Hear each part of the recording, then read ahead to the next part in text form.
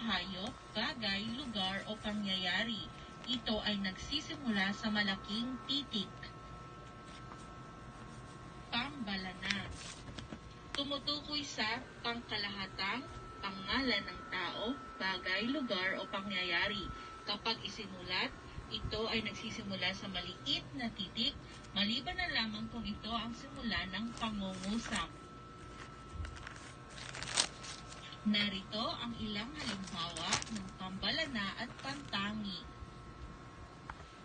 Bansa, Pilipinas.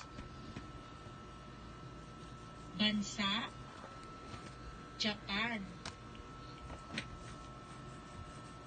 Bansa, Amerika. Saan ako punta dun eh? Saan ako punta dun? Bansa, Ayan, bambala na. Canada. Gano'n, maliit, Canada, mala. mama. Isa din. Buwan, Enero. Enero. Buwan, Buwan. Abril. Abril.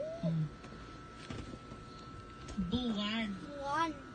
Disyembre. Disyembre. Aso, Pulgoso. Mulgoso. Aso, Koko. Coco. At kaso Coco?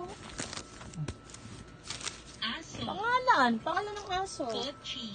Kochi. Parke, Parque. Luneta. Luneta.